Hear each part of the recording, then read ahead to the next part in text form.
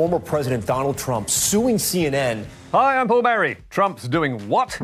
Yes, you heard right. Donald Trump is on the attack again. Suing the same network he body-slammed on Twitter and mocked year after year. People aren't buying at CNN, you dumb bastards. I told you, CNN is fake news. Don't talk to me. Don't be rude. No, I'm not going to give you a question.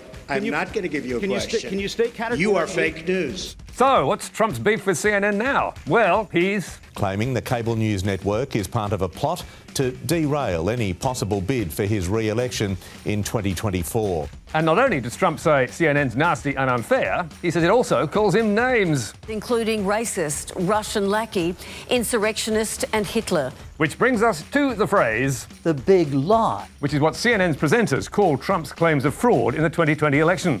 And in case you forgot your history, The big lie was also a phrase used by Adolf Hitler to invoke violence against the Jews. so what does Trump want? $475 million in punitive damages. Or in our local peso, 735 million Australian dollars. otherwise known as a shitload.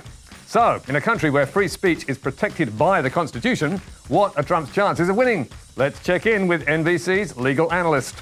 I am not buying this lawsuit for several reasons. You know why? Even if all of that is true, that doesn't read as defamatory to me. But win or lose, it'll get his supporters charged up. And that is what he is after. The UK's chief mouse catcher at number 10, Larry the cat, has given the new Prime Minister the cold shoulder. Ooh. Liz Truss has been Britain's Prime Minister for less than a month. And if Larry the cat's not happy, nor are the voters.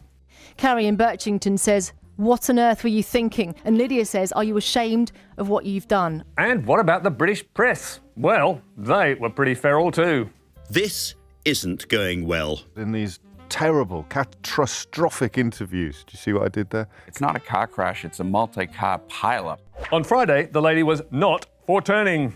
And this week, after the government's mini-budget blew up the markets, the car screeched into an embarrassing U-turn. And the other tabloids were just as nasty. The damage is done, said the Mirror. And get a grip, said the Daily Mail. Yep, Fleet Street can taste blood, as Larry the cat purred on Twitter. I'm getting worried for how bad things might get once the honeymoon period is over. It is time now to check in with some of the biggest science stories from the weekend. And time for us to check in with Fawzia Ibrahim on how to shock breakfast TV viewers. The summary is that the bigger the doorknob, the more fingers are needed to open the doorknob, and there's a limit to the size and shape of that doorknob. Well, in personal experience, sometimes you need two hands to deal with a big knob.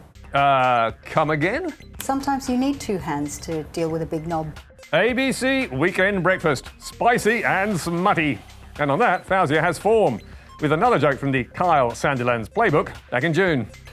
Tech Queen Rad, is going to be here a little later in the show. I don't know. I'm telling you, it needs a AA battery and it probably vibrates. Too early? Ooh la la, auntie! Awkward, screamed the Daily Mail. A smutty gaffe, cried the UK Metro. And yes, they even noticed it in London. In April, Fawzia was sin-binned by the ABC after she compiled two Twitter lists called Lobotomised Shitheads and Labour Trolls Thugs and made them public. When it comes to shock and awe, Fawzia has her hands on all the right knobs. Too early? And we'll see you with Media Watch Monday night on the ABC 9:15. Also, IView social media. Don't miss it.